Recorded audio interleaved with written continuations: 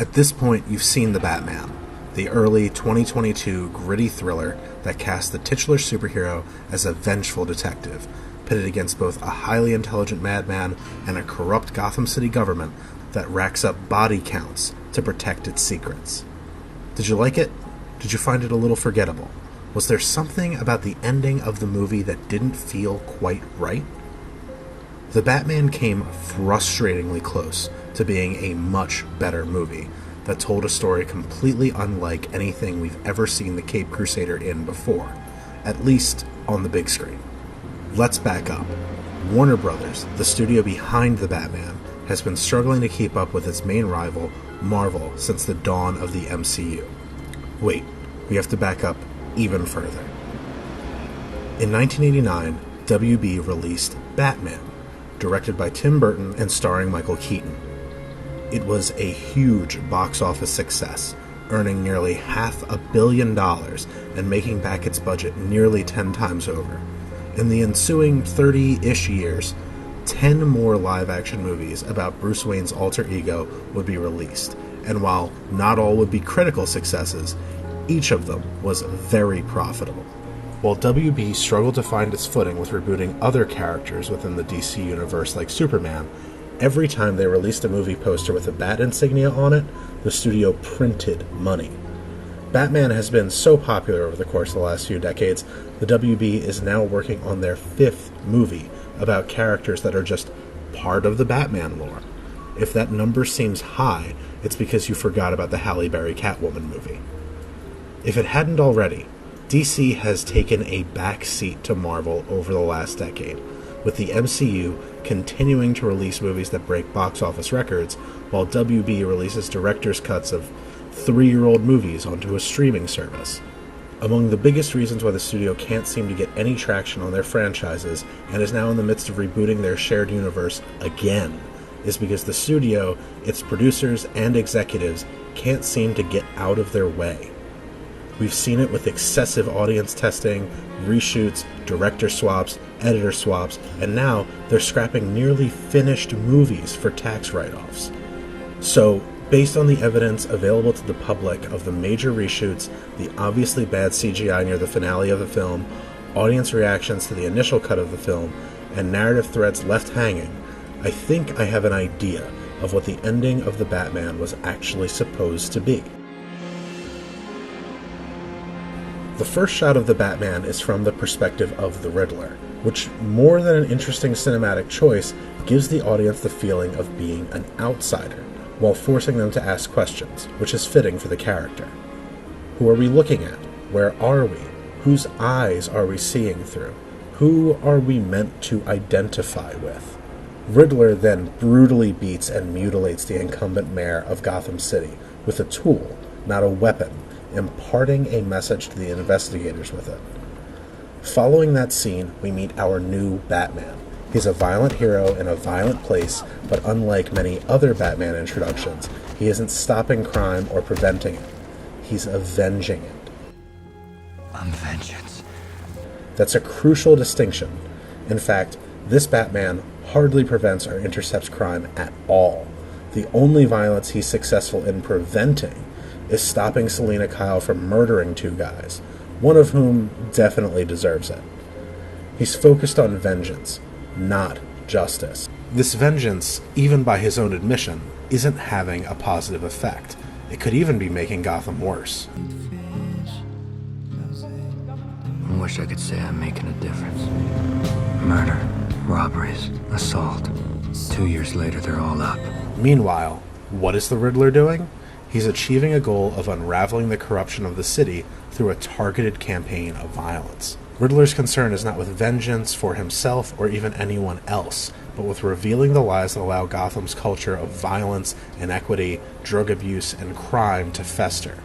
Rather than beating up random low-level thugs who go right back to work the next day, he's eliminating a handful of the most corrupt power brokers with very little collateral damage, making Gotham an unquestionably better place. Riddler is even so focused on avoiding collateral damage that when Batman has his face inches from an explosive charge that will kill one of his victims, it doesn't even really hurt him. What's interesting about this interplay between these characters is that the movie goes out of its way to draw comparisons between the two. Narratively, both were orphans who didn't get the care they needed, and visually, they are shown to be similar in both their actions and even handwriting.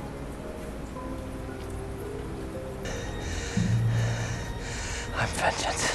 Most stories introduce Catwoman as a talented, self-interested thief, but in this story, we meet a woman who is not obsessed with padding her bank account, but with protecting those around her, a characteristic she likely picked up from her trauma surrounding her inability to protect her mother from a killer as a child.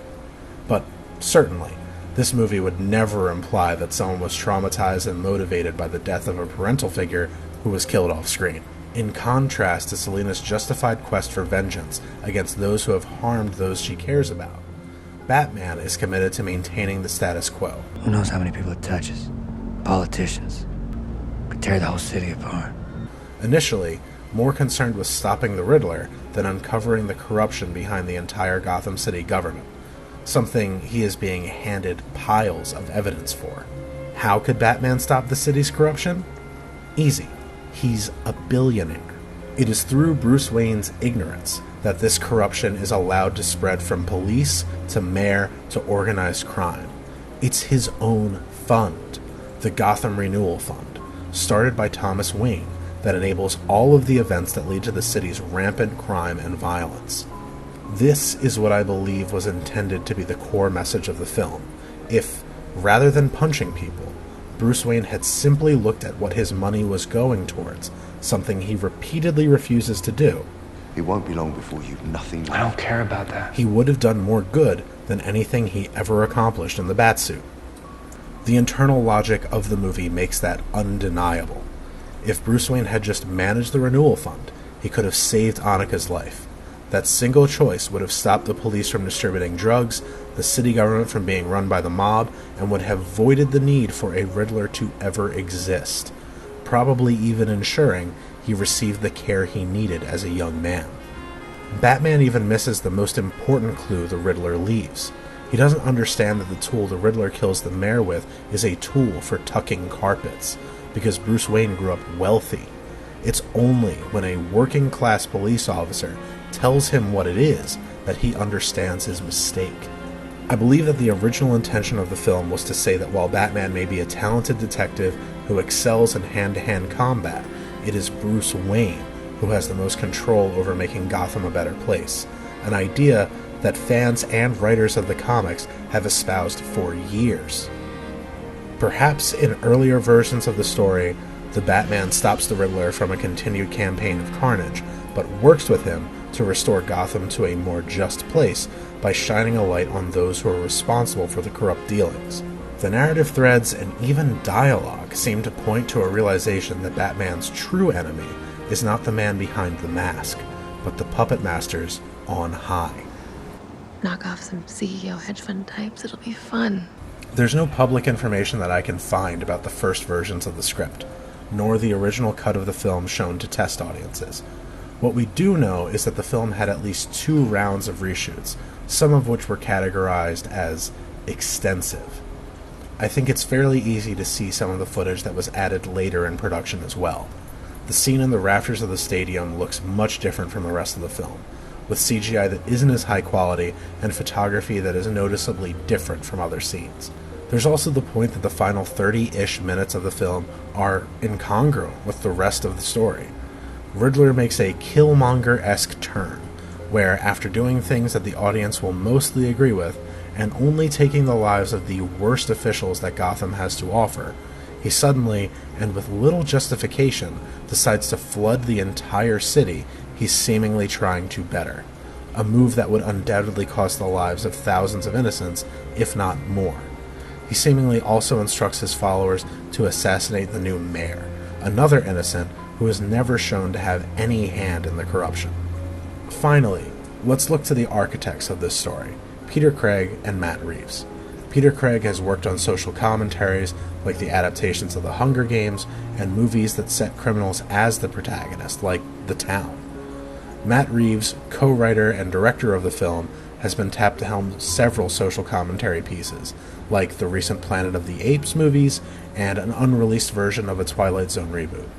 He's also a frequent collaborator of J.J. Abrams, a creator known for his story beats of fighting corruption and morality-bending characters. We'll never know what the Batman could have been. Ultimately, it was commercially successful with at least a lukewarm reception from critics. It's likely that the Batman will receive a sequel, and Matt Reeves has even expressed interest in directing a trilogy. Perhaps some of the unsatisfying threads of the film will be tied up in later releases. Of course, the biggest riddle we're left to answer right now is if you're going to hit that like button, maybe even that subscribe button. Let me know your thoughts and your theories in the comments down below.